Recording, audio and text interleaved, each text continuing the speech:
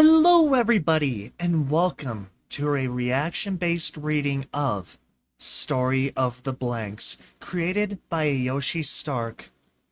Throughout Equestria, relics of the past lay forgotten and alone. Story of the Blanks. The evening sun hung low in the sky, drenching the rolling hills of Ponyville's countryside in its light. The trees and the grass all lay still and calm near their dirt path towards town. A small, cream-colored shape peeked over the horizon, bouncing along merrily. Little Apple Bloom's pink bow bobbed up and down as she trotted home, humming a tune and thinking about today's activities. She and the other Cutie Mark Crusaders had been taken to the park that day by Sweetie Belle's older sister, Rarity. But now it was time for Apple Bloom to return home to Sweet Apple Acres. The tiny earth pony slowed as she neared a fork in the road. An old-looking signpost was stuck in the ground. She stopped to look at both signs, adorning it.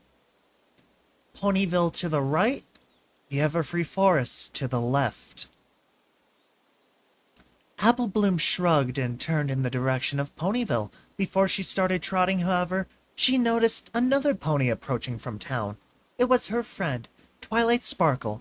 The purple unicorn wore a pair of saddlebags on her side, and she smiled as she approached Apple Bloom standing there in the road. "Good evening, Apple Bloom. What's a little filly like you doing out here all alone?" Twilight asked the little earth pony. "Not Twilight," Apple Bloom squeaked happily. Was just on my way home. You wouldn't believe what happened at the park today. We were all hanging out, you see." "That's quite all right, Apple Bloom. I was just—" Twilight tried to interrupt Apple Bloom's story, but she wasn't fast enough. "And so Sweetabelle thought we got lost." "Uh-huh. So Scootaloo yells, 'Cutie Mark Crusader Park Rangers!' I'm sure that was very fun." And she's all like, 'That's not what a bear sounds like, Apple Bloom.'" "Well, Apple Bloom, that all sounds very interesting, but I really need to get going," Twilight stated bluntly as she turned to leave. Apple Bloom continued her story, and even as she lost Twilight's attention, "Every last one. Can you believe that?" Apple Bloom finished with a chuckle before she realized Twilight had walked away. She quickly trotted after her. "Hey, where are you going, Twilight?" "I'm heading to Zecora's to deliver some books on natural herbs in the area. But I need to hurry. I really don't want to be out after dark." Twilight looked up as she trotted. The sun was just beginning to touch the treetops as it sank lower in the sky. "Ooh, can I come with you?" Apple Bloom asked excitedly, bounding with each step as she followed Twilight. Twilight stopped at the request, turning to look at the filly. "I'm sorry, Apple Bloom, but the Everfree Forest is really no place for such a little filly like you. It's dangerous," Twilight said sternly. Apple Bloom frowned as she was told this. "But I'm not that small. I can be super careful. Please, please, please, please." Apple Bloom hopped up and down in place, trying to sway the purple unicorn. Twilight shook her head, despite the barrage. "Sorry, Apple Bloom, but I really don't think—" Before Twilight could finish, Apple Bloom plopped down on her haunches. Haunches? I don't know. And inhaled deeply. Her eyes grew adorably wide as she let loose. "Please! It's just too... There's just too many, That's funny. And painful to do. All right, enough. You can come with me," Twilight shouted, trying to halt the filly's never-ending whine. Apple Bloom stopped immediately and hopped to her hooves, ready to go with a smile. "But you have to promise—" Oh, wrong person, my bad. "But you have to promise to stay right by my side the whole time, okay?" "I promise. Thank you, Twilight. Let's go," Apple Bloom said cheerfully, staying right next to Twilight as the pair trotted toward the entrance of the Everfree Forest. The forest loomed over the two ponies as they approached. Shadows danced with the evening glow from the sun shining through the canopy. Apple Bloom marveled at the sight as she followed Twilight through a gap in the tree line. Every pony was always saying so many horrible things about the Everfree Forest, but Apple Bloom never let any of those stories scare her much. She had been here before, during the whole confusion between Zecora and her sister's friends. and she never felt like the forest was menacing or scary. Rather, she always felt it was a beautiful mystery, like a treasure chest, awaiting a young heroine to open it and plumb its secrets. Twilight and Applebloom have traveled a ways before turning down a new branching path. Applebloom already knew the way to Zecora's, but nonetheless let Twilight lead. The leaves of the trees rustled and swayed as a gust of wind blew by, stirring some of the creatures above. Applebloom couldn't take it all in fast enough, her eyes and head darting from one side to the other as she tried to see every detail of the forest. Chirping birds, small critters skittering between bushes, exotic flowers, and plants she'd never even seen before. The magic of discovery and adventure was everywhere in Applebloom's mind. Applebloom had become so enamored by the Everfree Forest that she hadn't noticed they had reached the final landmark before Zecora's home. They were swiftly approaching a large field of blue flowers known as Poison Joke. Just one touch of the luscious lilies would afflict the unfortunate pony in question with a cruel magical prank. Twilight warned Applebloom not to touch them, and to stay on the path between. Applebloom rolled her eyes at the unnecessary reminder. After passing through the Joke, Zecora's home was finally coming into view, a large, gnarled old tree that had been hollowed into a hut. It sat alone amidst the clearing and the trees. A small fire was blowing puffs of smoke out of her chimney. Tied up on many of the hut's branches were glass bottles of various shapes, sizes, and colors. Some contained mysterious liquids and potions, but most were empty. Along with the bottles, numerous wooden masks were strewn with Zecora's yard. They were carved and painted in the fashion of Zecora's homeland. To some, not in the know, the masks might have seemed menacing, but Applebloom knew they only meant to welcome travelers. Twilight knocked a hoof on the door while Applebloom stood behind her, admiring one of the masks closest to the doorstep. She reached out with a hoof to touch it, only to be stopped by the sound of a turning doorknob. The zebra enchantress only cracked the door at first, and then swung it wide after seeing her friend. "Hello and welcome, my pony friends. What brings you here so close to day's end?" Zecora greeted the pair in her usual rhyming style. "Hey there, Zecora. I'm just here to drop off those books you wanted," Twilight explained as her horn began to glow. Out of her saddlebags levitated two books, one with a green cover and the other blue. The books floated inside the hut and placed themselves on a table as Zecora nodded and continued to smile. "Kind ponies, thank you for delivering what told," Zecora spoke softly. Twilight opened her mouth to reply, but was cut off suddenly by the immediate shift in Zecora's demeanor. "But you should not stay for what will unfold." The zebra looked down at Applebloom, her smile turning into a grim stare. "Hurry back to Ponyville, you must. That darkness this night you cannot trust." Kerslam! Zecora had shut the door on them. Inside they could hear locks being set. "Okay, that was weird," Twilight said to herself, raising an eyebrow. She shrugged off her curiosity and turned, heading back into the forest. Applebloom hadn't moved from her spot on the stairs yet. "Applebloom, let's go." "What the hey did that mean, though? I ain't never seen Zecora act like that.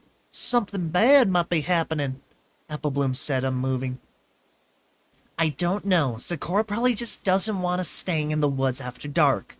Come on," Twilight urged the filly.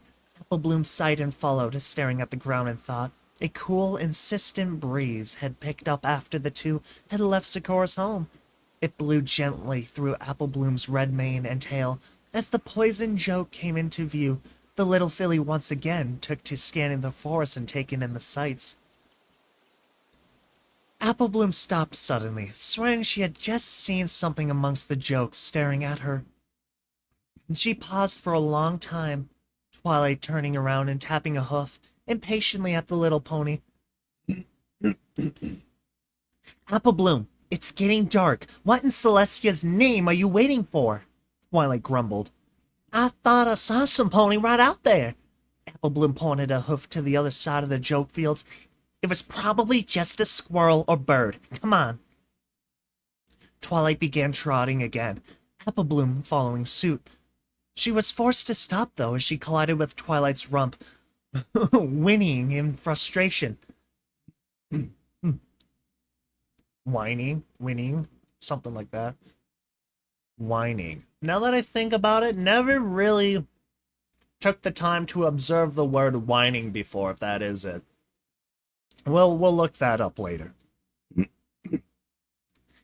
Now, why are you stopping? Apple Bloom asked, but needed no response there. In front of the two ponies lay a massive fallen tree.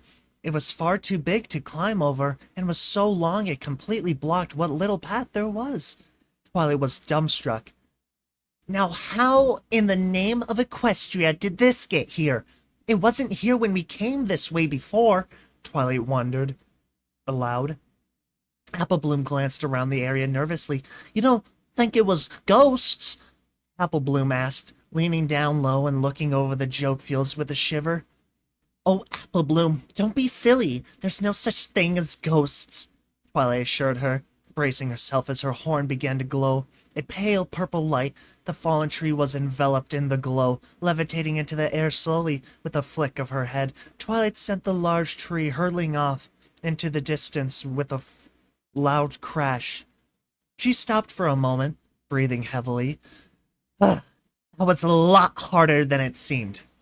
Okay, Apple Bloom, let's keep... No sooner had Twilight begun to trot again when she forced to stop. Many more trees had been piled directly behind the first larger one, and all blocked the path again. Twilight stomped the ground with a hoof, muttering under her breath. She glanced behind herself to Apple Bloom, who was just sitting there waiting. This is probably going to take a while. Don't wander off, okay, Apple Bloom? Twilight pleaded as she tried to compose herself for another run with the trees. Apple Bloom nodded and stood there. Then reeled as she was struck with an idea. Hey, wait! Can't you just teleport us around the trees rather than taking all this time to move them? Apple Bloom asked. Well, yes, I could just teleport both of us out of here, but then what will the next pony that needs to visit Zecora's do with all these trees blocking the path? Twilight explains as she levitated a tree off the pile. Apple Bloom shrugged as Twilight continued. I know it's getting late, but I can't in good conscience leave the path blocked like this. There's joke all around this part of the trail, and I'd feel awful if some pony got pranked because I couldn't take the time to move a couple logs. Twilight seemed to be working herself into quite a guilt trip as she braced to move another tree trunk. Okay, it's fine, Twilight. I'm sorry, I didn't take all that into account. Apple Bloom apologized. And what about Zecora? With the path blocked like this? Oh. Hold on a second. I'm losing who's talking now. And what about Zecora? With the path blocked like this, I'd be responsible for sealing her, only way out of the forest. And that was Twilight. Alright, Twilight. I'm just gonna be over here, then let you take care of them logs. Apple Bloom removed herself from the conversation as Twilight continued to talk to herself about all the ways the blocked path could harm other ponies journeying through the Everfree Forest. She sighed with a light-hearted chuckle. Twilight was always concerned with every pony's well-being. It made Apple Bloom respect her all the more, deciding she was perfectly content to mill about the path. Apple Bloom wandered back the way they came from Zecora's while looking at the flowers. Apple Bloom's ears twitched as something giggled at her. She turned, spotting a face peering at her over the other side of the poison joke. Apple Bloom said nothing, taking the chance to get a look at the gray pony. She had a beautiful mane of blonde hair with golden streaks in her eyes. Something was strange about her eyes. They glowed in a gorgeous golden light. Apple Bloom took a step toward the pony, her hoof stopping just short of the joke. The glow from those eyes was dragging Apple Bloom in, both in body and suddenly soul. She felt her world begin to melt around her, with only the sight of those lucid orbs filling her entire vision. Darkness swirled and blended with the light, painting together a new world only Apple Bloom could see. All right. That was a lot for that little first half. Little drink break here.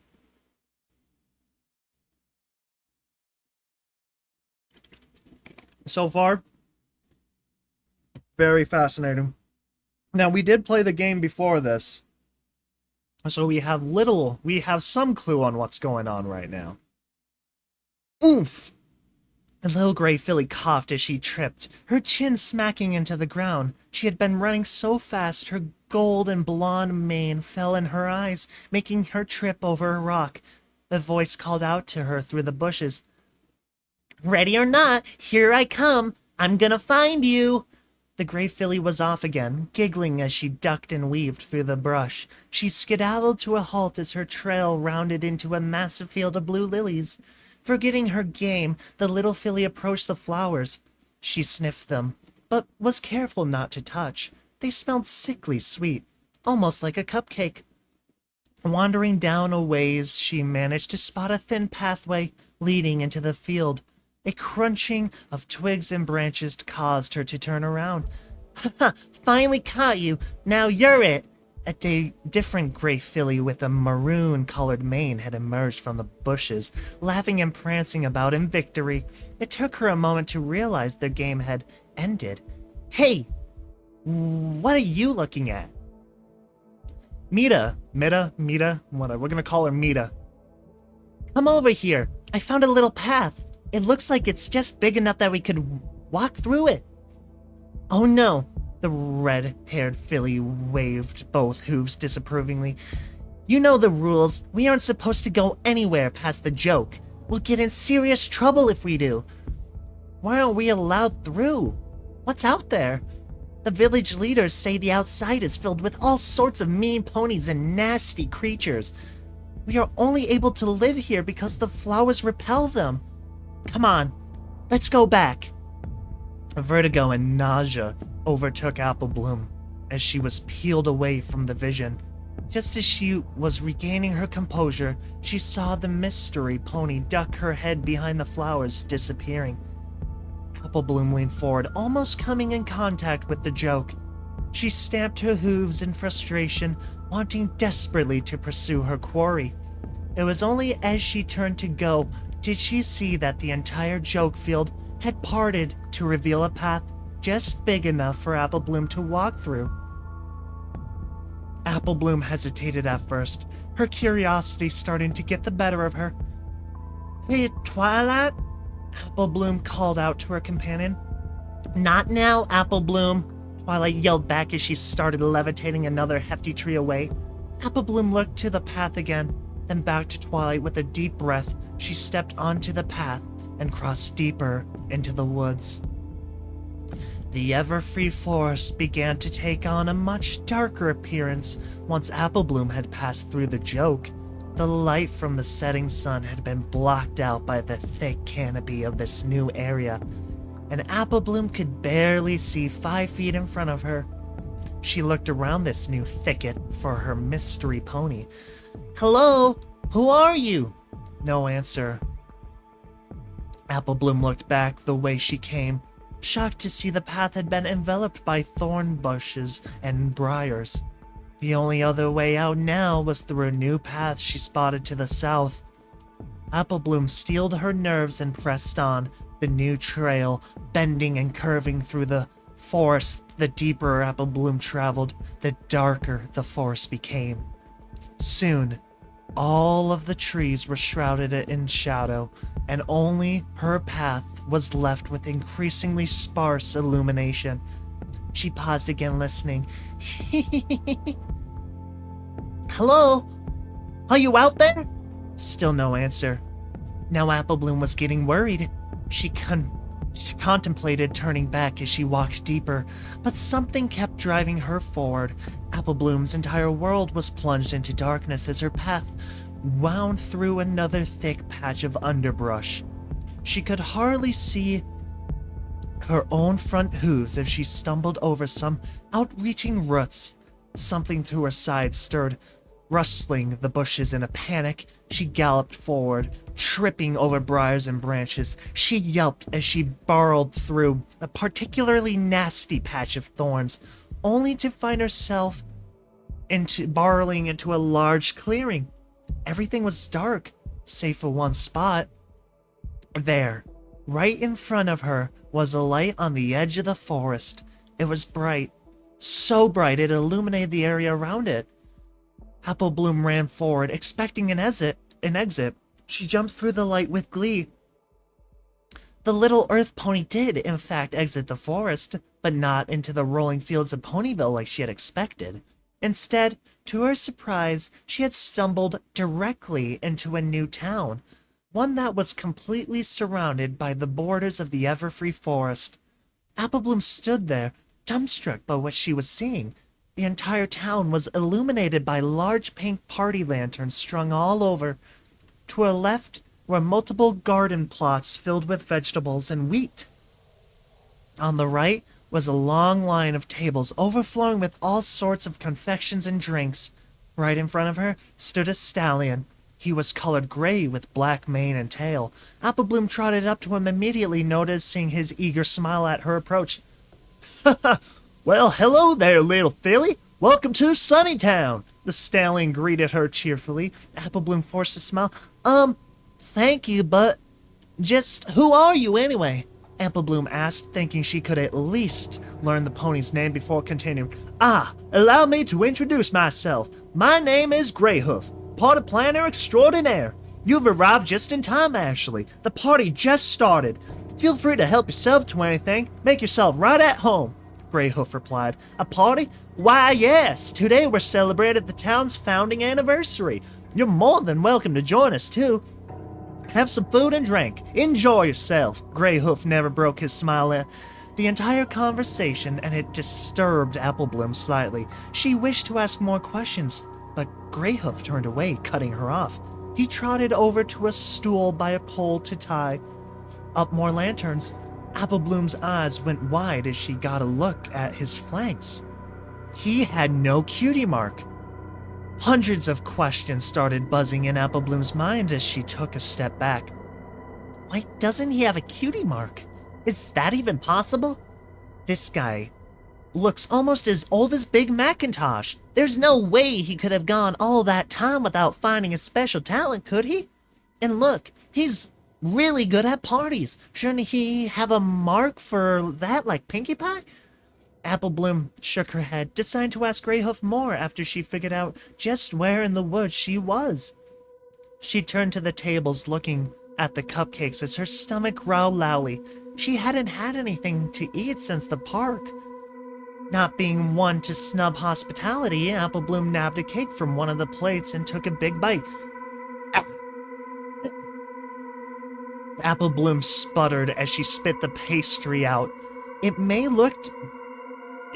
have looked decadent, but it tasted like mold and dust. She quickly gulped a glass of punch, trying to wash away the awful taste. The punch was bitter and flat, like it had sat for years. She threw the cup to the ground in disgust. Out in the corner of her eye, Apple Bloom noticed another pony sitting on the ground near her table.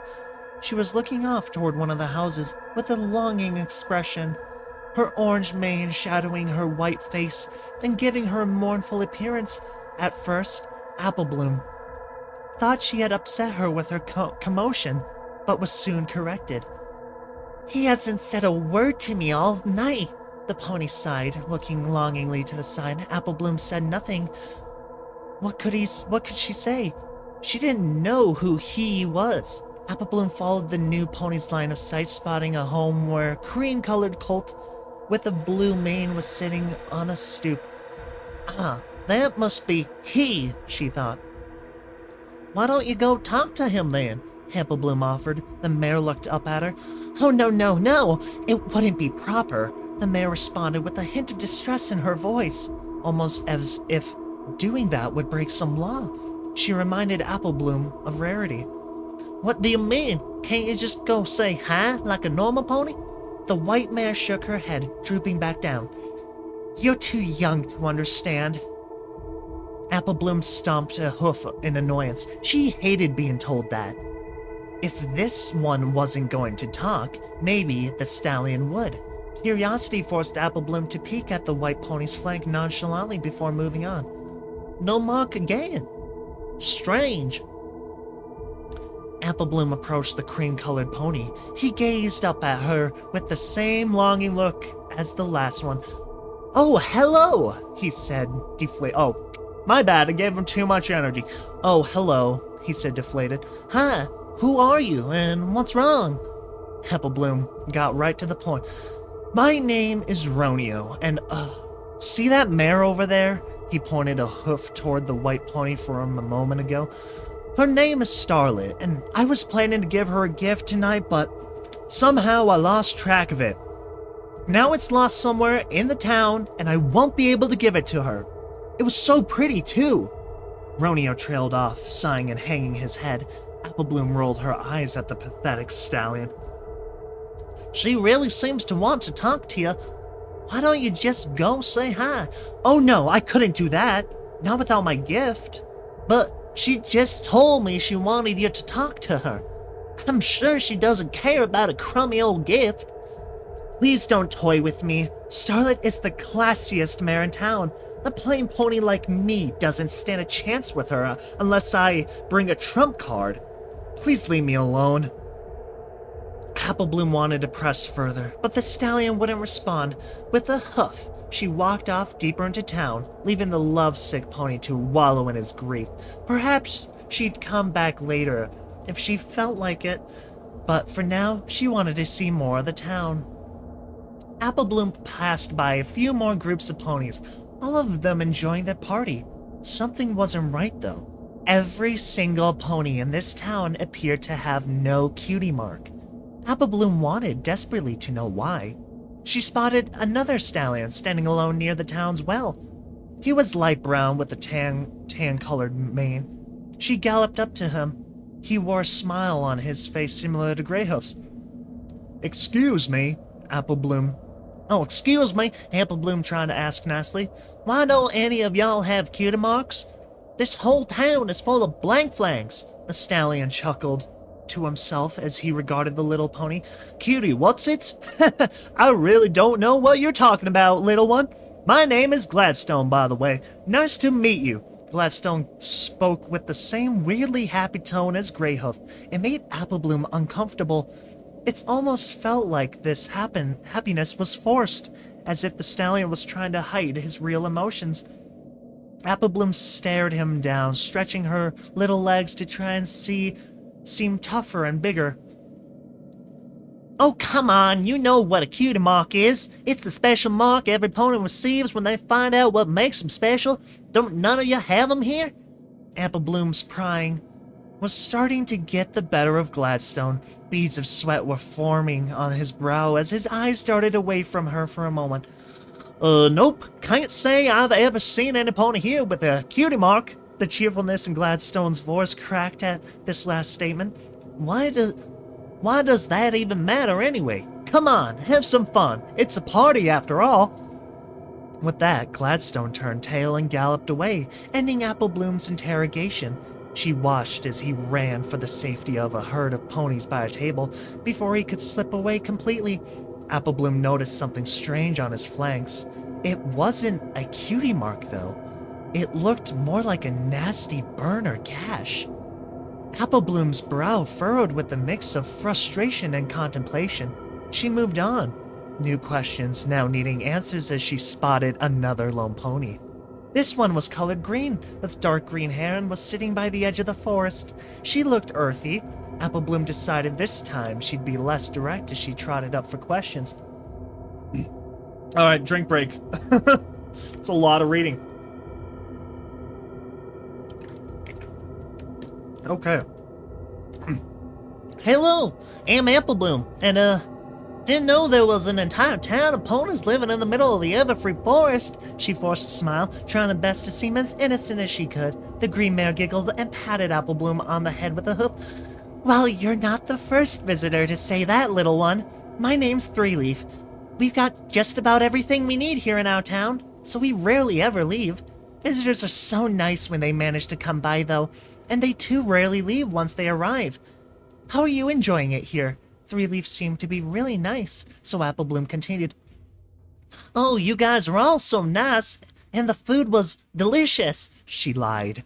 But, was wondering, couldn't help but notice none of y'all have any cutie marks. Why is that? Cutie marks? What are those? Three Leaf tilted her head, smiling quizzically. Apple Bloom sighed, her efforts wasted. Never mind. Apple Bloom decided to drop the question, expecting to receive the same response as before. Instead, she moved to a new one. How about that there fella? She pointed to Gladstone. What happened to his flank? Three Leaf's happy demeanor held, but Apple Bloom's noticed her eye twitch ever so slightly. Oh, Gladstone?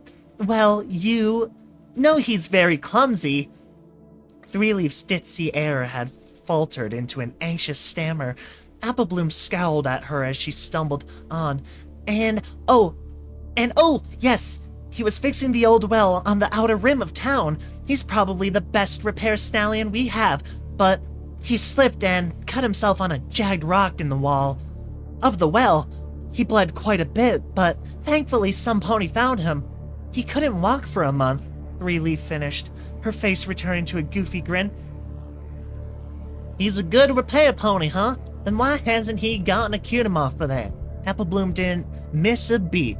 Three Leaf seemed to shrink from the question as Apple Bloom gave her a penetrating glare. And what about those visitors you mentioned earlier? Then they'll arrive here without any cutie marks? I highly doubt it. Apple Bloom had barraged Three Leaf with so many inquiries that she had pushed her to the tree line. Three Leaf had lost any remaining air of lightheartedness, her back now pressed fully against a tree trunk as Apple Bloom stared her down. Three Leaf's eyes darted back and forth, taking a moment to look around with a hefty sigh. Three Leaf motioned Apple Bloom closer and spoke to her almost at a whisper. Look, you won't like what might happen if you keep digging. The curse marks are evil, and no one in the town is allowed to discuss them. I could get in trouble for even mentioning them to you. Oh, Three Leaf, would you mind giving me a hoop with these party lanterns, please? Gray Hoof shoot. I kind of screwed up that potential. Had appeared behind the pair carrying some more pink lanterns on his back. His face held a smile. His eyes didn't share. Three Leaf immediately stood, backing away from Apple Bloom. Of course, Gray Hoof. Think nothing of it. I was just talking with our little visitor here, but we can always continue the conversation later. Three Leaf mumbled weakly, following Gray Hoof away. Before they got out of sight, Apple Bloom clearly saw Gray Hoof shooting daggers at Three Leaf. She hoped she hadn't gotten her into too much trouble, sighing. Apple Bloom wandered over to the well in the middle of town, hopping onto a rock near its base. Apple Bloom slumped onto the well's edge in despair, having even more questions than she knew what to do with now. What the hey were curse marks? Is that what this town thought a cutie mark was? A curse? Apple Bloom was sure that had to be the correlation. Curse mark, cutie mark, the two sounded far too similar. There was also no way this town could have been inhabited by only blank flanks. Some pony in the town had to have gotten a cutie mark at some point, but what became of them? Apple Bloom began to wonder what the town might have done with ponies who found their marks. Seeing as they called them curse marks, she couldn't imagine the reaction was good. Maybe they sent them away? Forced them to roam the Everfree Forest forever and not let them come home? If that was the case, they might have found Zecora, alright? Let's be honest. As more and more questions continued to churn in Apple Bloom's little mind, her eyes wandered to the water of the well. Even at great depths, the water sparkled with the light from the party. Glistening rays of light struck the well's walls from the pool below and danced for the little filly. It soothed her, and her mind quieted as a stray beam of light made something red flash at Apple Bloom. It was close to the top, glinting again as Apple Bloom leaned down. She reached out a hoof, stretching out her foreleg as far as it could go without slipping. She just barely managed to snatch the small object, giving it a tug. It broke loose, and Apple Bloom went tumbling off her perch to the ground. Huh? A ruby? Apple Bloom marveled at her prize as she sat up. The small gemstone immediately began to sparkle and shine in the light. It felt rough and huge in Apple Bloom's little hooves. Had this just been growing in the side of the well? As Apple Bloom rubbed off some of the damp dirt on the stone, she felt a twinge course through her spine. Suddenly, she felt dizzy, her vision beginning to spin as shadows and lights enveloped her. A gray pony with blonde and gold mane sat in front of a small vanity. She brushed her hair, looking down at a little box. Putting down her comb, she reached for the little box, lifting its lid to reveal its contents. A couple of marbles, random rusty coins, a large metal bolt, and a tarnished bobbin. The box was full of junk. Only to her, it wasn't junk. These were her treasures, all the things in this box she had found, hidden and stashed around town in the most unusual of places. Now she had one more to add. She reached a hoof into her tail, tugging out a large red gem. The jewel sparkled in the candlelight as she smiled at her. Her friends always told her she had a knack for finding the most bizarre objects and noticing things no pony else would have even bothered with. A knock came on the door, the mare quickly stuffing the gem in her box and closed it, turning. Hello? Can I come in? Come on in, Romeo. The cream-colored stallion opened the door and stepped meekly in. The mare greeted him, and he returned it with a jerky nod. So, what's going on? Oh, well, I wanted to say thanks for the other day. You telling me to say hi to Starlet, that is. Romeo turned his gaze to the floor. The mare chuckled. So, it went well? What happened? Roneo's nervous manner changed dramatically at the question. Oh, it was so nice. I said hi, and she said hi back. We walked a little bit down the street, and she mentioned she was going to the town anniversary party. I said I was thinking about going too. So she said she'd love to see me there. She said love. Do you think she likes me? The mare had a laugh further at Roneo's sudden rush of words. Well, maybe you like her, don't you? Yes. Romeo spoke longingly, his eyes lovesick. Then all you gotta do is spend a little more time with her. If she likes you back, it should show. She paused, looking at her box. She smirked and popped the lid open, grabbing out the red stone she had just put in it. And this will give you a little boost. Hopping off her chair, the mare walked over to Romeo and placed the gemstone in his hooves. Romeo looked at the gift, stunned. You're just going to give this to me? To give to Starlet? Sure. It's just something I found laying around town. It's no big deal. Give it to her at the party. She'll never expect it.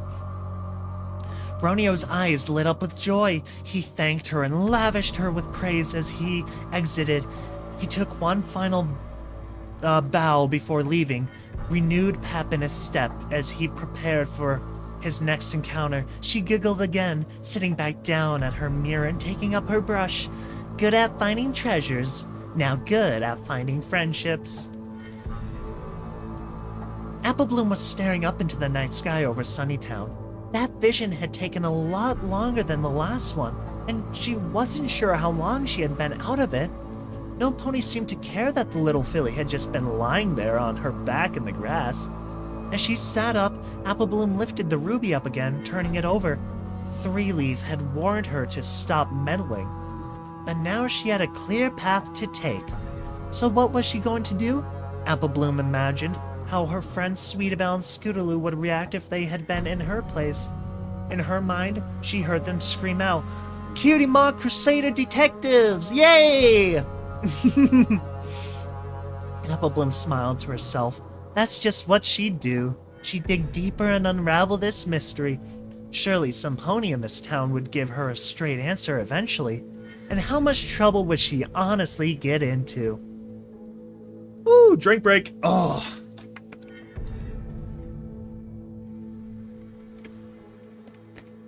All right. This is really building up. Oh my goodness, you found it! You found my gemstone! Romeo leapt to his hooves as he spotted the ruby in Applebloom's mouth. She placed it by his outstretched hooves. Yeah, here, you can have it back. Oh, thank you, thank you, thank you! Romeo praised Applebloom, grabbed the gemstone in his mouth, and galloped over to Starlight immediately. The right mare looked overjoyed just to be in the stallion's presence. Applebloom clearly heard her shout of joy, even from this distance, as Romeo presented his gift to her. The pair crossed their necks against one another, embracing. Applebloom smiled at the two knowingly. I'm smiling. I'm geeking. I love this. I love a good relationship coming together. Now that she had successfully delivered the lost gift, she wondered what she should do next. Applebloom was just about to leave when a sound caught her attention. A weak sobbing noise was coming from inside the house Romeo had been sitting in front of. Applebloom looked around to make sure no pony was watching and slipped inside without a second thought. The door clicked shut as Applebloom stepped into her new surroundings. This new place, unlike the party outside, was dimly lit and was very unkept. Boxes of various sizes were stacked up around the walls, sheets well draped over most of the furnishings, and the whole house lay still. Applebloom took a few more steps inside, straining to hear anything. "Hello?" she called out to the empty house.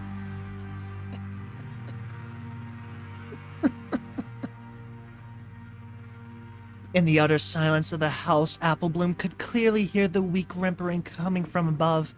Spotting some stairs near the back wall, she made her way up to the next floor. As Applebloom peeked over the stairs, she found the upper floor held only one long hallway.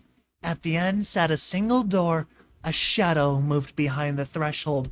Applebloom trotted down the hall, leaving small hoof prints in the dust on the floor. Grime-covered picture frames and paintings were the only decor of the hallway. As Applebloom reached the end, she wasn't scared, but her heart rate was rising. The spirit of discovery driving her forward, she knocked on the door, the shadow behind it suddenly freezing up at the sound. She listened and waited and waited and waited. No response from the other side. Applebloom knocked again and was startled by the sudden yell that came from the other side. "Go away!" Applebloom recovered from her shock and faced the door again. "No, I ain't leaving till you talk to me," Applebloom yelled back. "I don't have anything to say to monsters like you. Leave me alone. You're all cursed and evil ponies." "Aha! I knew something bad must have happened here," Applebloom announced, this more to herself rather than the stranger behind the door. She beamed in triumph as all her snooping was validated. The thing behind the door had fallen deathly quiet, but judging by its shadow, it had pressed itself against the door. "You don't sound like any pony from outside." The voice sounded much calmer than before. "That's 'cause I ain't," Applebloom called back. The door swung open lightning fast as a pair of gray hooves snatched Applebloom up. Before she could even comprehend what happened, Applebloom was dragged inside the room, and the door shut behind her. The sudden and unexpected shift scared the little filly, and she opened her mouth to scream. She was swiftly silenced by the same hoof that pulled her in. Through muffled protest, Applebloom beheld her captor, a gray mare with a deep maroon mane. Her eyes held a look of both surprise and worry, but were swollen and sagged. It made her look utterly exhausted. Though Applebloom had never met this pony before, she couldn't shake a sense of familiarity about her. The room they were in was a bedroom, holding only a twin bed and a bench before a vanity. The mare leaned in close and looked Applebloom square in the eyes. The two sat there for what seemed like an eternity before the gray pony broke the silence. "What do you think you're doing here?" The gray mare's eyes narrowed as she released Apple Bloom from her grip. Wait, what? The question threw Apple Bloom's train of thought, leaving her to babble an incoherent response. The gray mare clutched Apple Bloom by her shoulders. What are you doing here? Her voice was growing stern and angry. I'm looking for answers about this town. Came here following some pony out there in the woods. Who the hell are you anyway? Apple Bloom barked out her answers, throwing questions right back at the mare. This caused her to release again.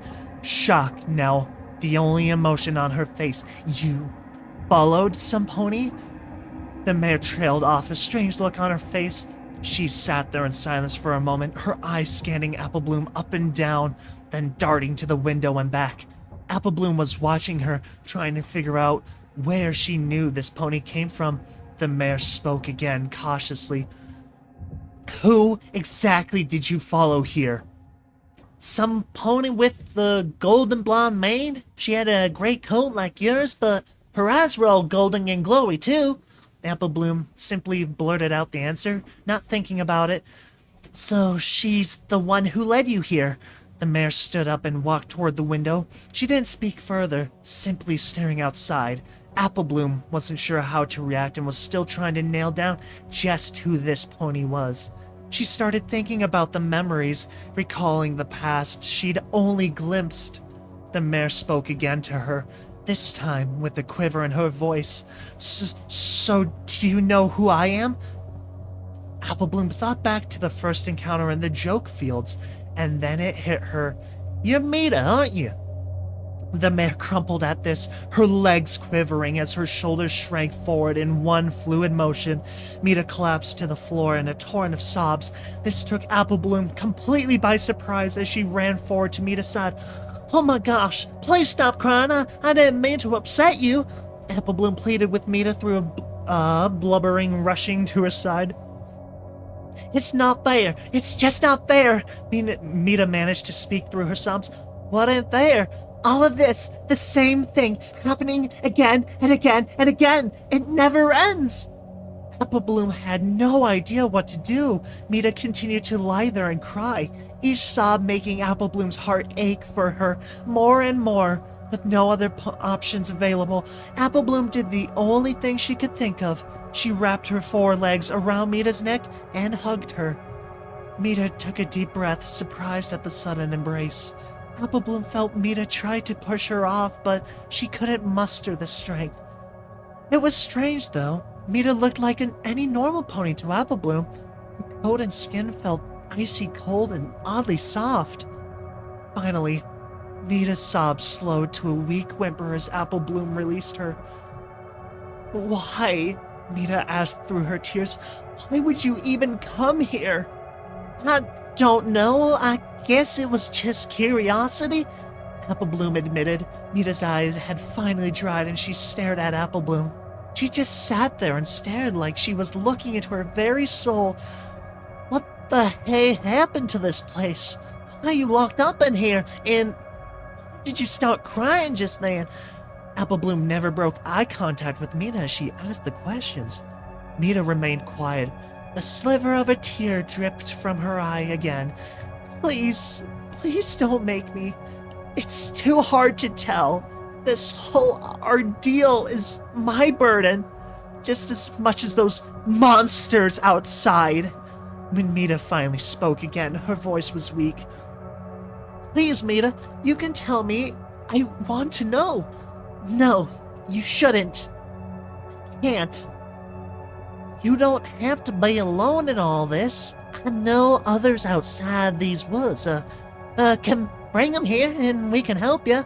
Apple Bloom tried to offer her comfort. No! Mita particularly leaped onto the little filly, pressing her face against Apple Bloom's in utter terror. Whatever you do, don't lead any pony else here.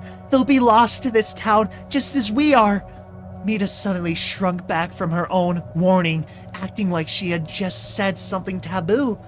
Apple Bloom countered by getting right back in her face. Y'all keep saying stuff like monsters and curses and losing ponies to the town. What does all that mean? Why can't I have an explanation? Mita regarded the little filly and took a moment to think.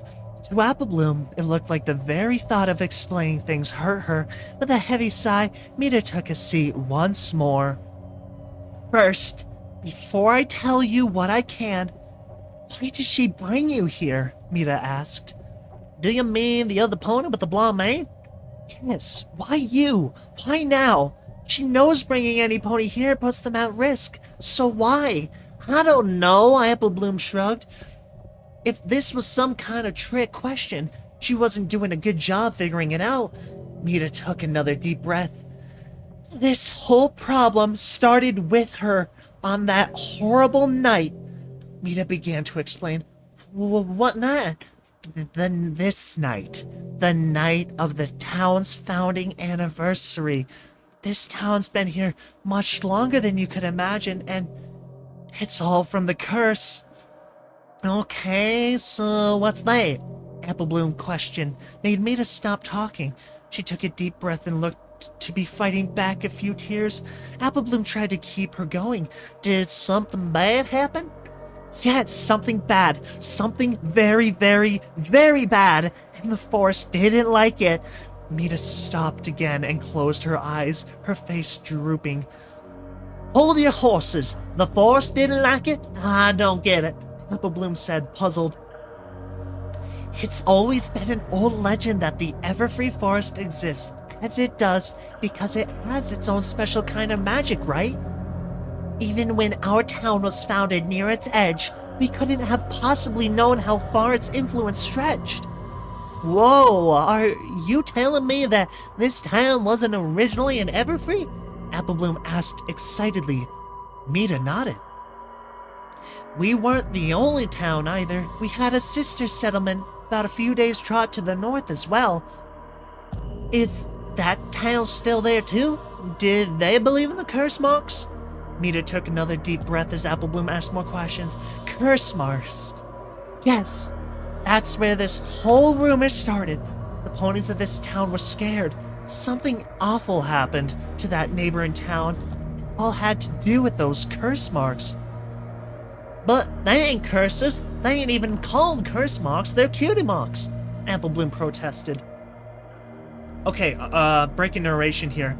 I'm pretty sure this is implying the cutie mark disease that Apple Bloom got in one of those episodes in season 1 or 2, where they just kept appearing on Apple Bloom.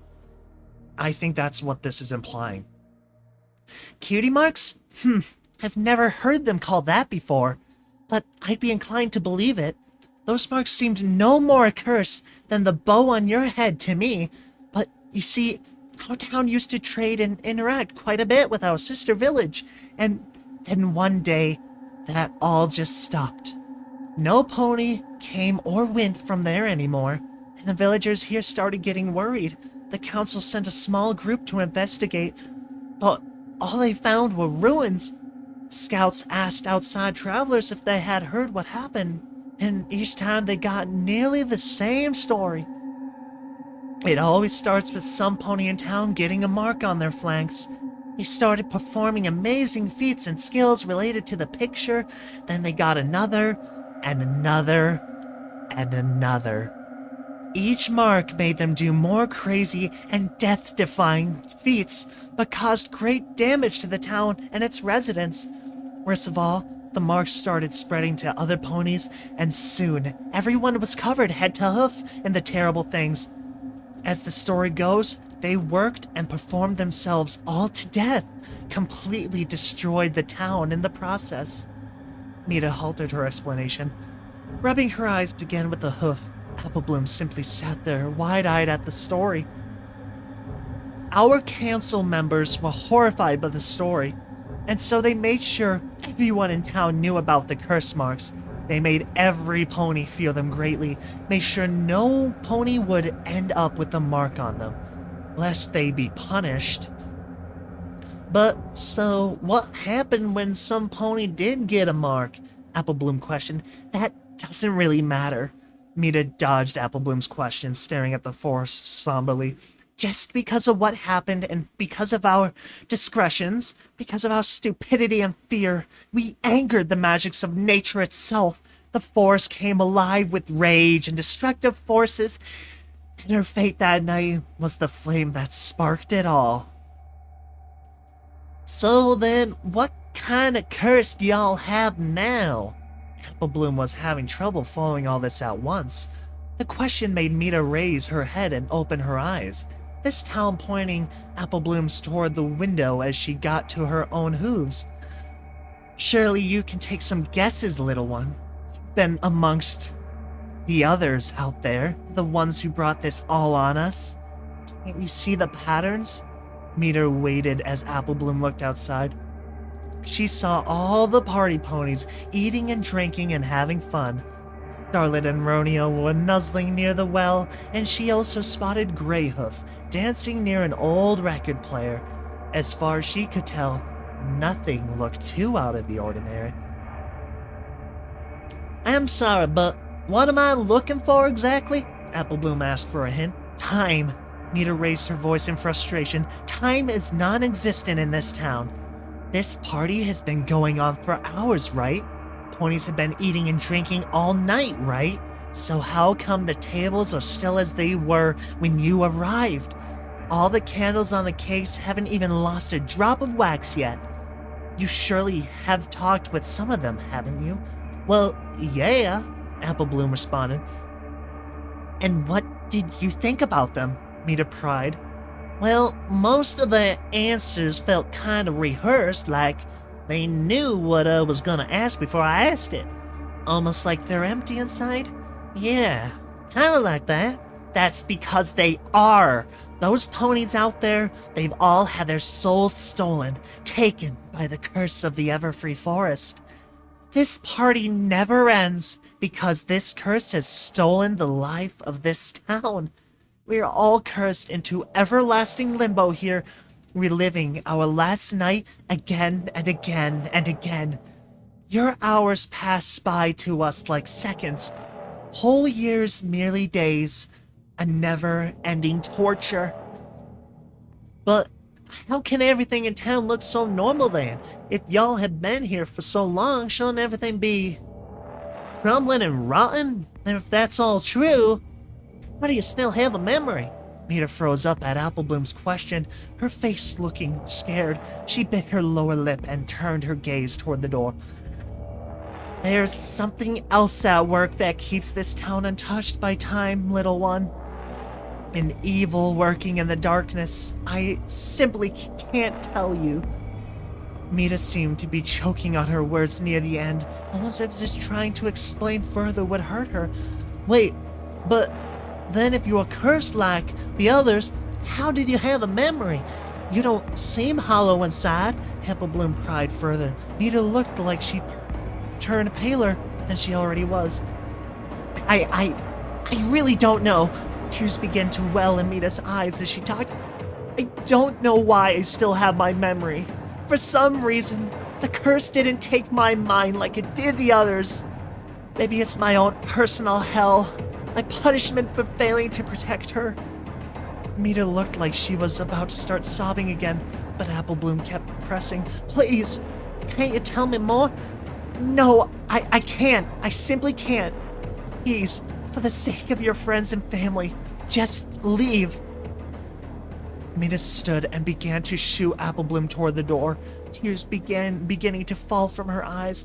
Hey, wait a minute. I'm not done here. I still got more questions. Applebloom protested as she was pushed out into the hallway. No, little filly, no more questions. You don't want to know the truth looking behind this town's facade. Just leave. Run home, never look back, and leave us to our well-deserved fates. With that, Mita slammed the door shut in Applebloom's face. Applebloom could hear a loud slump behind the door as Mita's sobs began again. She angrily stomped a hoof on the floor in protest, sending a cloud of dust floating into the air. Achoo! Achoo! Achoo! I can't remember. Achoo! Achoo! Achoo! Something like that. Applebloom coughed and wheezed for air as she stepped out of the dust cloud. She stopped near an old photo frame just as her nose began to tangle. Achoo! In one massive sneeze, Applebloom blew every bit of dust clean off the frame. Sniffling and wiping her nose with her hoof, she looked up at the picture she had revealed. It was a photograph of two fillies, maybe only a few years older than Applebloom herself. Both were gray, but each had a different mane color, one red, one golden blonde. Applebloom immediately recognized the pair. It was Mita and her mystery pony friend. They looked so happy in the picture. Clearly they had to have been best friends.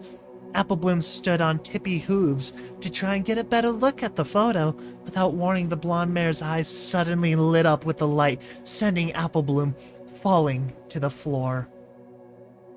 Oh my goodness! Oh man, another backstory. Flashback. Alright. Come on, quick! Something happened in Gladstone! A familiar gray pony with blonde mane galloped down the stairs, almost tripping on her haste as she skedaddled to a halt by the open door. Mita was standing there, motioning for her to look outside.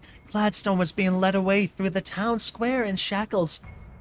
The gray mare looked like she wanted to run out to meet him, but Mita held her back. No, you can't interfere. They'll just try. Oh my gosh. They'll try you just like him if you do.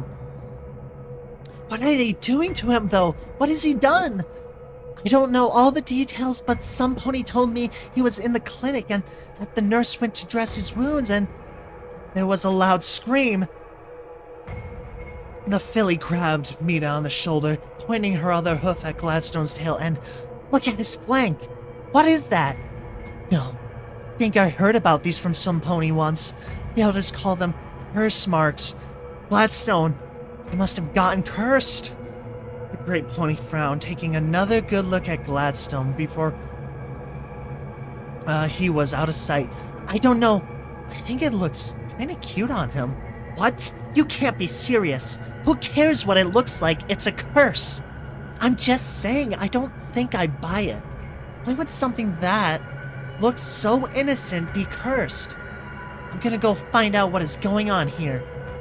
No, you can't do that. If they catch you, I'm not going to stop them. And that's your decision. It's still going regardless. I have to find out. With that, the mare shrugged off her friend and trotted out into the street. Many ponies littered the path, all trying to get a glimpse of what was going on.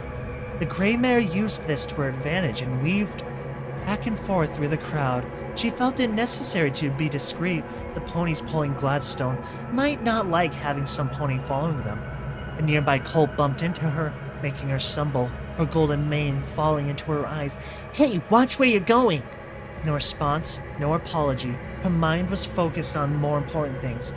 All around her... Oh my gosh, I lost it. Was focused on more important... All around her, she heard the rising voices of townspeople as the procession pushed through town. They say it all happened at the old well last night. I heard it happen after he went to the clinic. What's wrong with that pony, Mommy? Oh look, he's cursed. You'll be cursed too.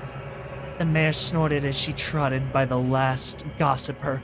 She didn't believe in any of these rumors or claims. The crowds began to thin as Gladstone was led to the cabin near the edge of town. The captors and prisoners entered and locked the door, leaving the gray pony outside in the dark of the night. A moment of doubt passed her as she contemplated, spying on them. But something in her gut pressed her on. The mare snuck behind the house and climbed up onto a box to peer through the window. The mare saw many ponies standing inside the cabin. She tried to listen again, the glass, but they spoke in hushed voices. Gladstone was still chained near the fire well. 6 others stared at him in the shadows. They talked amongst themselves, then asked something to Gladstone. He seemed distressed and confused. A moment later, another gray pony, a colt, struck Gladstone across the face with his hoof. He was yelling something, but the ruckus garbled it. She strained to see what was happening inside. The burning fire, the only light source in the whole house. A drop of light rose from the fireplace, bouncing along in the air. She thought she saw metal in the gray colt's mouth, deducing he was holding a fire poker. Ah! Gladstone wailed in pain. As the hot poker pressed against his flank, the mare gasped as smoke rose off the charred flesh of the poor colt's flanks. Gladstone buckled to the floor from the pain. The mare shrank away from the mirror, horrified at this gruesome display. Her thoughts raced what was going on inside. What exactly had she stumbled into? She needed to warn ponies, needed to tell others what was going on. Suddenly, a flash of light shone bright behind her, startling her and sending her tumbling to the ground with a thud. Through blurred vision, she saw some pony standing over her, and he was shouting something. Uh-oh. Uh-oh. My beverages are not lasting long enough. This is going very bad. Hopefully we finish this in time. Apple Bloom's head was spinning, her vision slowly returning as she climbed to her hooves. As the little filly regained consciousness, she was surprised to find herself standing outside. Her head hurt, and there was a dry taste in her mouth. Had she been running? Up till now she hadn't budged while having these memories. This time, though, she seemed to have traveled quite a bit while unconscious. Cautiously, she felt her chest and head with her front hoof. That last memory felt so vivid. She could have sworn she had taken the blonde pony's place. She looked around, her new surroundings, familiarity taking hold of her as she realized she was where her recent recall had taken her. Some of the scenery had changed, but the general area looked all too familiar. In front of her sat a dirt path leading through a line of trees. The opening was shrouded in darkness. She looked back to the thicker parts of town. The party still raged behind her.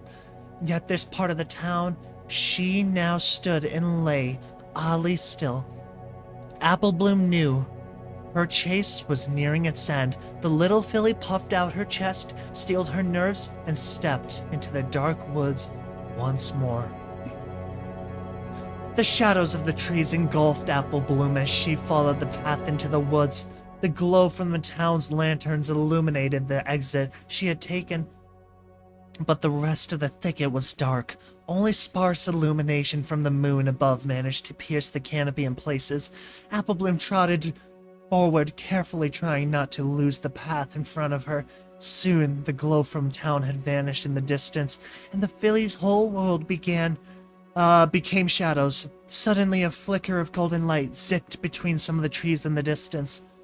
Apple Bloom stopped dead, scanning the trees and listening.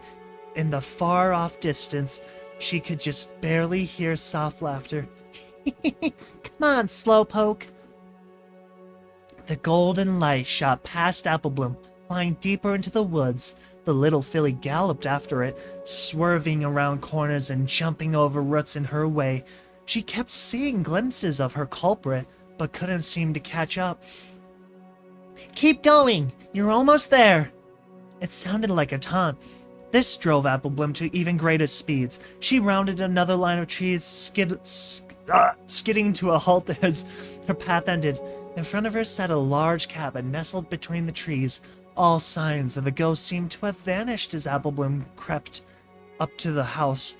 It looked like it was abandoned, but as she approached, Apple Bloom detached a faint light coming from within. The windows were shuttered, and Apple Bloom couldn't see through them. She tried the door. Locked. How was she supposed to get inside? She wandered around the house and discovered a crumbled well. In its prime, this well might have resembled the one within the town. Apple Bloom saw some flecks of red on a particularly jagged stone. On one side of the crumbled structure, she reached out and rubbed it with her hoof, a sense of familiarity washing over her. Oh no. Ka-chick. Apple Bloom's ears twitched as a loud clicking noise came from around the corner. Abandoning the well, Apple Bloom galloped back around to the front door. A faint glow faded off the doorknob as the filly approached. She jiggled the knob and with both hooves. Discovering the door was unlocked now, an eerie creaking noise came from the hinges as the door was pushed open. Applebloom didn't let that deter her. She boldly marched inside the house. Empty. The entire house was empty. No pony was home. Not even ghost ponies. The old floorboards groaned under Applebloom's weight. The entire place was coated with layers upon layers of dust. The only remarkable thing to speak of was at the back of the room. A fireplace, fully lit and crackling. Applebloom sighed, coughing as she accidentally inhaled some dust. After all this time, a dead end? Really? She walked over to the fireplace and sat in front of it, thinking to herself. Nothing. All this for nothing. I thought for sure I was gonna find the answer in here, but nothing. Nothing but for this fire. Applebloom sat upright as her eyes fell upon the fire. The logs inside looked like they had been sitting there a long time, longer than they had any right to be. Underneath, wedged within the hearth, was something white. Applebloom leaned in, closer, the heat of the flames making her brow sweat. There were a lot of these white things, and they looked like they made some kind of shape. Applebloom stared at them, realization slowly creeping over her. The whole fireplace was filled with bones. Her small heart quickened, the beating amplified by the stillness of the house as she was lost to the darkness again. Applebloom's eyes slid open. An orange glow flickered to her right as she looked around. She felt her gaze slip to her hooves. The soft gray of her coat was marred by the ugly brown rope that hogtied her. She tried to speak, but her voice was muffled by a rag tied to her mouth. Her vision went wild, searching for some kind of help as strands of her blonde mane fell into her eyes. Through her bangs, she could spot shadowed figures standing across the room. They were all looking at her. This can't be happening. First Gladstone, now this one. It's only a matter of time before the whole town ends up like these two. We need to find a way to stop these marks from spreading. Well, it seems these marks can't simply be burned off. A watch who spotted her said this mark appeared on her just moments ago. It's a curse after all. Remember our scout stories? Maybe it sensed our intentions to destroy it and jump from Gladstone to her. If this curse can multiply, it could jeopardize the whole town. It could even infect one of us, if we don't stop it soon. She saw them all shiver at this notion. One of them walked over to a table, panic-stricken. She wiggled her hooves again, trying desperately to free her knots. Her mind raced with fear. Then it seems we don't have any more options, General Colts. We'll have to stop it right here, right now. And how do you expect to do that, Greyhoof? Ooh. We don't have any unicorns in our town to remove the magic. I expect that we shall just have to remove it directly from the source then. She watched as the stallion grabbed hold of something in his teeth. Greyhoof, you don't honestly intend to... Can you think of any other way? Because I can't. And we're running out of time. She watched as the other ponies regarded their options, all nodding in unison after a time. Make it quick. A flash of silver light caught her eyes as Greyhoof took a step closer.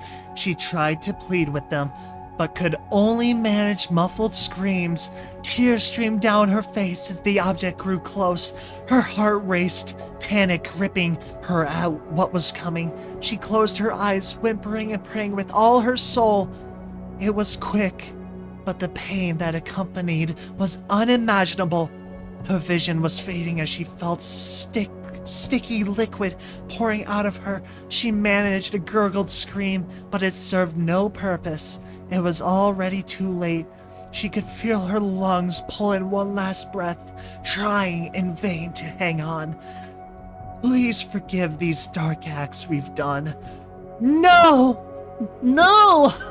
Applebloom screamed and clambered to her hooves as the memory wrenched itself from her. Frantically, her forehooves went right for her neck, expecting a giant hole. Her breathing was labored and deep, and her little heart raced faster than it ever had before. She tried to look away from the bones, but her eyes refused to move.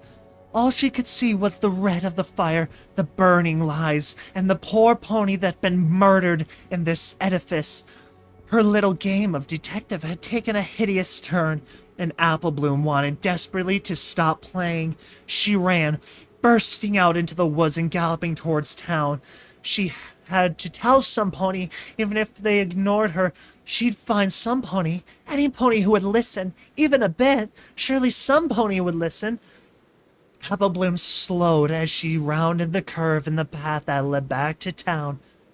The glow from the lanterns was extinguished, leaving only more darkness ahead. How did they manage to put out all those lights so quickly? It didn't bode well. Applebloom hesitated. Before her was a pitch-black unknown, but behind her was a mausoleum and a dead end.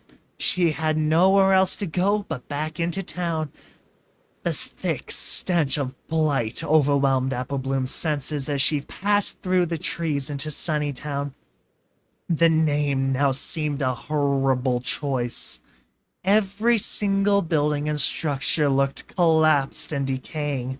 The soft grass had been replaced with hard dirt and sticky mud. What was left of the party decorations looked ancient and riddled with rot. Applebloom stood perfectly still. Everything around her was quiet. She slowly trotted forward, weaving her way through the dilapidated town and avoiding the mud patches. Applebloom peered into one of the collapsed homes as she passed it. Nothing but rubble. Then a frightening voice growled out and shattered the silence. There was no other way. She would have infected the whole town. Applebloom looked all around from where she was standing, but no pony was there. Where did that voice come from? She continued forward, fear beginning to rise inside her. She rounded the bend deeper into town when another noise reached her. It sounded like roots tearing. She turned in the direction it was coming from, realizing it was over by where Three Leaf originally sat. Applebloom approached the noise, the sound getting louder and mixing with the scrape of tilling earth. She stopped dead as the grime-covered hoof erupted from the ground, pulling with it a macabre shamble of bones, sinew, and rot. Applebloom wanted to scream, but she kept her rooted in place, silent. The figure took the shape of a pony, only it wasn't. It shambled forward with a lurching motion. Stopping a few feet from the filly, the creature looked down towards Applebloom, staring at her with empty eye sockets. A red light began to rise in the monster's vacant skull as it opens its mouth. Smog, it befell her this very night. The zombie spoke with an unearthly echo in its voice. Applebloom took a step closer, looking at its features. The thing still had a small amount of its mane left. It was a dark green color. The Three Leaf?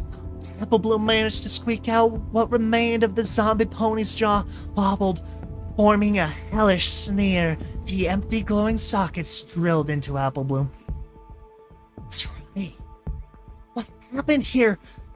Applebloom yelped, unsure if it was wise to chat with a zombie. Three Leaf stood silent for what seemed like an eternity before answering. She had the mark. She had to go. You ponies killed an innocent man just because she earned her cutie-mark? How could you? Applebloom yelled at the zombie, trying to seem brave. In truth, she was scared out of her wits. Another voice broke the silence from behind her. Please, stay with us. You never let the same happen to you. Applebloom twirled to face this new voice. Another zombie pony was standing directly behind her. This one was taller than Three Leaf zombie, and its skull was more square than rounded. Time did not age this one well. There was nearly no flesh left on it at all. Applebloom squealed, stepping back. However, did this one sneak up so quietly? Her rump bumped into Three Leaf, making a sickening squishing noise as rotting flesh oozed onto her back. Apple Bloom shivered in fear and disgust. She began to feel woozy, like something was draining all the energy right out of her. Her whole world began to spin around her as more and more energy left her body. Through her blurred vision, Apple Bloom watched the other zombie pony lean in close. It spoke in a gnarled voice, its eye holes flickering with flames. Don't worry, you'll never become like her. You forever. Something like that. The larger zombie pony lunged forward, trying to snatch Apple Bloom between its forelegs. The sudden movement snapped Apple Bloom from her stupor. She screamed and jumped away last minute, barely managed to slip through its grasp before bursting into full gallop. She ran deeper into the forest, hoping to escape the pair. Both zombie ponies began to stumble after her, unable to match her speed. They opened their grisly mouths and let out a sickening wail. Apple Bloom had managed to get to the town center before hearing the gruesome moan. After it faded, another zombie pony began to uproot itself near the town well. Its skull turned towards Apple Bloom. The second it was free of its earthy prison, Apple Bloom ran past it, ducking under a slow, sweeping strike as she passed. She stopped short a massive wall of rocks that had been piled between her and the pathway out. It stretched the entire length of the town square and was far too high to climb over. The pony was slowly walking towards her, eyes alight with rage. She nervously paced back and forth. How was she going to get past this? A golden light circled one of the rocks in the well, catching Apple Bloom's attention only for a moment, before quickly vanishing. She ran over to the rock, thrusting the phenomenon, nudging it with a hoof. It was loose. Apple Bloom shoved her shoulder against the rock, pushing it with all the strength her little body could muster. The zombie pony was getting closer. I don't want your protection, Apple Bloom protested. The zombie didn't care. There were only a few feet between her and it now. The rock was nearly out. Aye! Something like that. Aye! Apple Bloom gave the stone one last shove, finally dislodging it. Oh shoot. Oh shoot. Oh shoot, did I go up? Oh no, hold on, little pause. Okay, hold on. I accidentally scrolled. Nudging her with hoof, Apple Bloom shoved her shoulder. Will protect you forever. Okay. I don't want your protection. Apple Bloom pressed her. The zombie didn't care. There were only a few feet between her and it now. The rock was nearly out. Aye. Apple Bloom gave the stone one last shove, finally dislodging it. She knelt down and wiggled her way through the hole, just as the zombie ponies fell, a clattering of bones where she once stood. She breathed heavily. Suddenly, being small was having its advantages. She barely had time to catch her breath as two more bony hooves erupted right next to her, clutching at her as she galloped away. She had made it the end of town. The large table that once held the food for the party had been overturned, its contents molded and decaying in the soil. The fields that had once been so full of life were now blighted and bare. Apple Bloom shook her head. This was no time to be reminiscing. She galloped forward, the gap into the ever-free forest growing wider with each step. Please don't leave us. All we want is friendship. Apple Bloom skedaddled to a halt. The new voice sounded like it was in pain. She turned to see a pair of zombie ponies standing where Romeo and Starlet once was. Something inside her wrenched in sorrow for the two. Both their glowing eyes were set on the little filly. Maybe if she talked to them, maybe she could make it all better? She took a step forward, stopping as another thought struck her brain. Maybe this was all just a trick. Roni and Starlet both wobbled a little, like they were sensing her thoughts. Please don't leave. The others won't like it. Now she was sure it was a trick. Applebloom turned tail and made directly for the exit to the Everfree Forest. Before she could reach her goal, one last zombie pony began to dredge itself out of the earth between her and the path. Applebloom whinnied in protest. All this work, just to be cut off again. She braced, preparing to charge through it if need be. Something was different about this one, though. Its body wasn't nearly as decayed as the others. In fact, she was still completely whole, save for a few rot marks and holes in her flesh. She even still had eyes. The zombie pony walked right up to Applebloom, with little effort choosing to focus its gaze on the two behind her instead. These fools, even in death, they just don't understand. Her voice was clear, lacking the eerie echo the other ones possessed. Applebloom looked the zombie pony over. Her direct covered mane had a deep maroon sheen in the moonlight, and her decaying coat was patched with gray splotches. Her eyes still boiled with the same red of the others, yet Applebloom thought she saw a tear fall from one. The zombie pony looked right at the little filly, sighing deeply and closing her eyes. I should have protected her, but I made my choice. This is our everlasting punishment for our sins. It's what we deserve. Applebloom reached a hoof out to Mita, patting her on the side of her foreleg. Why did you stay? Oh, shoot. Why did you stay? I guess my curiosity got the better of me. Never would have guessed this was what you were trying to protect me from. I'm so sorry. Don't be. The ponies of this town deserve every drop of this curse, and I'm no exception to that. I had the chance to stop her, to protect her, but I failed as her friend. I abandoned her when she needed me most. Now I have my own sins to bear alongside these monsters. Cursed to relive my lifelong regret. But you can escape our fate. You aren't bound here. You still have hope. Another tear fell, and Mita opened her eyes again, giving Applebloom a weak smile. Applebloom almost wanted to give her a hug despite her rotting form. Their peace was interrupted as the rest of the horde caught up. Their moans and wails were unbearable, forcing Applebloom to cover her ears. Mita pulled the little filly back to her hooves, looking her in the eyes with renowned vigor. There were eyes that had been hurt, eyes that suffered and endured centuries of pain. Now those eyes had a new feeling, though, one of righteous fury. Mita stared at Applebloom and spoke very clearly. I'm done hiding, and I'm done being the scared little pony that hides from her problems. You've taught me tonight that I need to be strong, and I need to protect the ones I care about.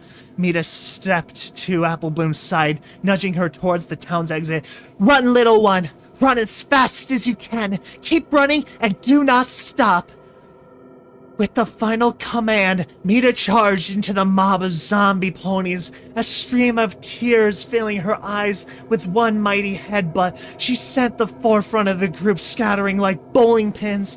The rest of the herd became disorganized and frantic at the sudden attack, confused that one of their own would so bizarrely defy them. Applebloom ran for the tree line as the mob enveloped Mita, glancing back to her savior before passing through. Zombie ponies gnawed at and bit at her, but Mita would not yield. As more and more zombies dogpiled the poor pony, Mita managed to pull her head out from the crowd one last time. What are you waiting for? Run for your life! Applebloom nodded and galloped off into the forest, suppressing her own sadness for the sacrifice. Mita with her brought Mita with her.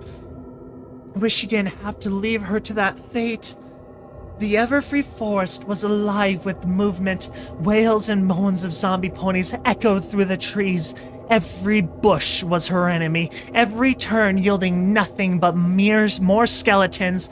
The forest grew darker with every minute, the moonlight extinguished by the thick canopy once more. Applebloom counted her blessings that zombie pony's eyes glowed, or she would never have seen them coming in the darkness. In the distance, Applebloom could see a patch of moonlight ahead of her. She was almost to the thicket. Abruptly, a slimy sensation wrapped itself around one of her hind legs. She screamed in horror. A zombie had managed to latch itself onto her. The familiar draining sensation began to pour over her again as the zombie opened its mouth. "We'll protect you forever." The zombie didn't get a chance to finish as Applebloom brought her free back hoof into the zombie's skull. The adrenaline from her scare and nearly doubled her strength. As her little hoof cracked the bones of the zombie's face, the creature released its grip and her energy came surging back.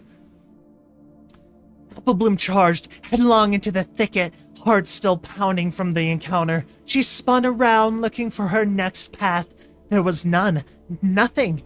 Every part of the woods had closed in around her, leaving only the moonlight and the moaning of her pursuers. She slumped to the ground, heart sinking in her chest. So this was it. After all that, all she could do now was wait for her demise? She started to cry. "I just want to go home," she screamed into the darkness, burying her face in her forehooves to blot out her tears. Applebloom's sobbing slowed, just long enough to hear it, or rather, not hear it. All of the moans and growls that were pursuing her had suddenly ceased, leaving nothing but quiet. She looked up, raising a brow in confusion. What happened to all the zombies? As she wondered this, a new sound broke the silence, a sound like that of clopping hooves. Applebloom leaped back as a golden glow erupted underneath her. In the dirt sat a pair of hoofprints, bathed in a golden light. As the clopping sound continued, the prints began to move as well, etching a path directly into the brush in front of her. Applebloom blinked. Confounded by this turn of events, she started following the hoofprints, pushing herself through the brush and trees as the trail bent and swayed between them. Then finally, it stopped. Applebloom wasn't sure where she was. She had gone so deep in the woods that darkness made it almost impossible to see. Before Applebloom could take another step, a golden light pierced through the darkness. Applebloom covered her eyes at first, lowering her hoof to behold a familiar mare standing before her. She was gray with a blonde mane, streaked with gold. Her eyes gleamed with a golden light. The ghostly pony hovered there in front of her, smiling. "Hi. Hello?"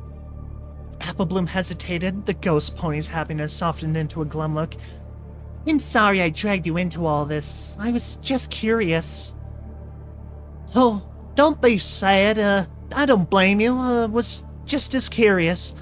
Applebloom tried not to seem apprehensive. The ghostly pony smiled again. "My name is Ruby. What's yours?" "Applebloom." "That's a nice name. So glad to have met you, Applebloom." A low moaning sound was growing in the distance. Ruby turned in midair, looking off into the distance. "Your cutie mark is a magnifying glass?" Applebloom asked as if Ruby's flanks came into view. Ruby turned to her with glee. "Yes, turns out I'm really good at finding things, and finally understand what that means, too." "I'm so sorry for what happened. Those townsponers did such a terrible thing to you." "Don't be sorry, Applebloom. If anything, pity them." Ruby floated effortlessly through the air as she explained, leaving a fading trail of golden sparkles behind her. She twirled upside the town, directly above Applebloom, never breaking her smile. They knew what they were doing was wrong, and they paid the price for their actions. "But they murdered you! How can you forgive them so easily?" Applebloom found Ruby's cheerful demeanor almost contagious, but she still felt anger for what fate befell her. Ruby sighed and twirled around her, dropping to the forest floor next to Apple Bloom. She placed a hoof on Apple Bloom's shoulder. Surprisingly, it felt very warm and comforting to the little filly. It does no good to dwell on the mistakes of others, Apple Bloom. The ponies of Sunnytown were acting out of fear and felt no real remorse for what they did. The curse put on them by the Everfree Forest can be broken, but only through atonement. So then, why don't you just make them feel sorry for what they did? Making some pony feel sorry for the mistakes isn't the same, little one. Unless they can find a reason to be sorry, then their restitution is meaningless. The moaning turned to a rustling of leaves and clopping of hooves as 4 zombie ponies came into view on the edge of the forest. They didn't seem to notice Ruby or Apple Bloom yet. Ruby knelt down close to Apple Bloom, bathing her in the light from her glowing golden eyes. Her smile was intoxicating. It made Apple Bloom unafraid. Don't worry. I'm going to find a way to get you out of this. I promise. With those last words, Ruby's form began to fade away, leaving Apple Bloom alone in the darkness. The zombie ponies had all turned towards her and are shambling closer and closer. Apple Bloom stood her ground, closing her eyes and waiting. All 4 zombie ponies were now directly over her. Their rotting stench nearly made Apple Bloom gag. The group of all leaned down, preparing a coup de grace. Coup de grace? Twilight Sparkle sputtered and moaned as she pushed her way through the underbrush. The forest had gone completely dark since night fell, and she could only see it as far as the light on her horn would allow. Ugh, Apple Bloom, I give that little filly one very simple instruction. Stay put and don't wander off. Then what does she do exactly? The opposite. I mean, how hard is it to sit still for 10 minutes? Twilight grumbled to herself as she pushed aside more brambles. She yelped as a particular nasty sticker bush stuck to her leg. Twilight's horn glowed pale purple as her magic carefully plucked the bush's prickles from her coat. I swear, if I find that little pony, she's going to wish she was still lost in the woods. Twilight cursed loudly to the forest. A loud growling noise caused the purple unicorn to shrink back. Oh, I hope she's okay. Twilight pressed on, her fear for Apple Bloom's safety growing more and more. She tried calling out to the little filly. Apple Bloom, where are you? I should have never brought her. Applejack will never forgive me if anything happens to her. Wait, what's that? A small golden sphere bobbed back and forth between the trees in front of the unicorn. She rubbed her eyes to make sure she wasn't seeing things. Twilight took a step closer, and the orb bobbed back deeper away from her. Twilight heard a faint voice coming from the direction of the light. I just want to go home! Twilight recognized the voice immediately. It was Apple Bloom, and she sounded like she was her. The purple unicorn reared up and charged forward in panic. The bobbing golden light kept pace with Twilight as she threw herself through bushes and brambles. She ran through the pain, the sounds of Apple Bloom's sobs, her only focus. The orb that guided her suddenly vanished, leaving Twilight stranded in the dark. The unicorn stamped a hoof in frustration. Even hear Apple Bloom anymore either. No, I won't lose her! Twilight called out to the darkness as she braced herself. Sparks began to fly from her horn as she conjured a large ball of white light. The magic grew bigger and brighter, lighting up the whole area. With a large jerk of her head, Twilight sent the orb flying off into the distance in front of her. It happened all so fast. Apple Bloom had been standing there, completely defiant against her zombified attackers. They had all lunged at her in unison, but none of them managed to even touch her. Something loud and bright had exploded over top her and the surrounding forest, illuminating the whole area as if the sun itself was shining overhead. All around Apple Bloom lay the crumbled bones of defeated zombie ponies, their remains slowly melting back into the earth from whence they came. All Apple Bloom could hear was the call of a familiar voice. Oh gosh dang, oh my gosh. Oh, I swallowed the bug. No, I didn't.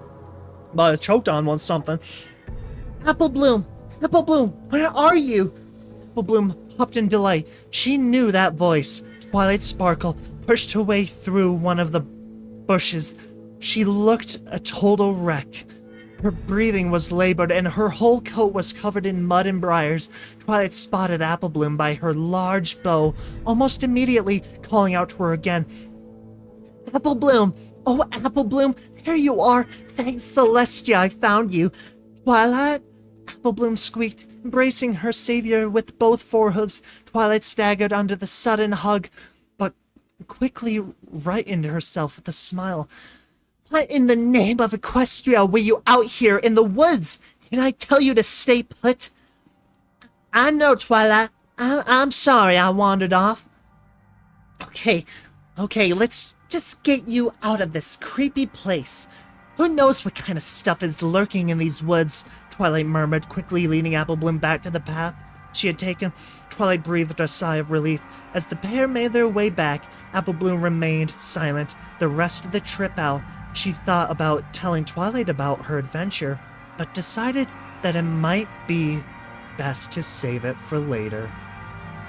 It only took the pony pair a minute to reach the end of the Everfree Forest. The Ponyville countryside was covered in moonlight, now the sun fully set. Apple Bloom and Twilight trotted merrily away from the forest, heading in the direction of town. Apple Bloom paused as Twilight pressed on. She felt like something was calling out to her. She turned back to look at the Everfree Forest, catching just the faintest glimmer of gold amongst the tree trunks. Ruby's ghost was floating just under the canopy, wearing a smile on her face. She waved a hoof at Apple Bloom, and Apple Bloom happily waved back. Just as the two finished their goodbye, a second glow began to rise next to Ruby. This one had faintly red aura about it, and her eyes glowed with a soft maroon sheen. Mita's ghost tapped her friend on the shoulder, smiling weakly as Ruby spun around to face her. Ruby's ghost leaped and twirled with excitement, latching onto Mita in loving embrace. Apple Bloom felt a tear drop her eye as she watched the pair reunite, a feeling of utter joy filling her heart. Ruby and Mita both faced Apple Bloom and waved again, gleefully drifting back into the Everfree Forest. Before the two lights from the ghostly ponies faded, Apple Bloom could clearly hear both their voices call out to her. See you later, friend. And that, folks, was a improv first reading of Story of the Blanks, created once again by Aoshi Stark. That was very good. I enjoyed reading that. Now, I do plan on doing more stuff out there that is not just readings like this. This was just a general reading. I do plan on reading this story again, eventually at some point, but a more immersive reading. A lot more audio editing when I figure this stuff out. So, might need some more voice actors and stuff, but I want to do bigger projects out there. So, yeah, this was Story of the Blanks. I wanted to do some of the voices in this improv a little better, but at a certain point, you know, if you don't know who's talking, you lose track of that for one moment, you screw up completely for a little bit. That whole segment, you're done until you can figure out where you are again. But that was an awesome story. I hope you all enjoyed this one, and I will see you folks in the next video.